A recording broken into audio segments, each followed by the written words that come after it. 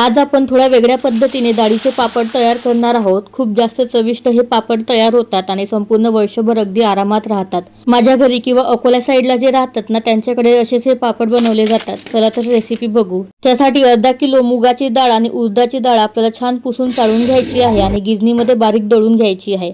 डाळ धुवून घेतलीत ना तरी सुद्धा चालेल। नंतर 2 कप पाण्यामध्ये 1 चमचा जिरा आणि 5 ते 6 सुक्या लाल मिरच्या टाकून उकळून घ्यायच्या आहेत। नंतर परत 1 कप पाण्यामध्ये मेथीदाणे सुद्धा उकळून घ्यायचे आणि दोन्ही पाणी छान एकत्र करून घ्यायचं। मिरची आणि मेथीदाणे वेगळे करायचे आहेत। या पाण्यामध्ये पापड मसाला 1 चमचा पापड खारा आणि अर्धा चमचा यामध्ये हिंग टाकायचं आणि पाण्याला एक उकळी काढून घ्यायची। थंड झाल्यानंतर दळलेल्या पिठामध्ये सर्व मसाल्याचं पाणी टाकायचं।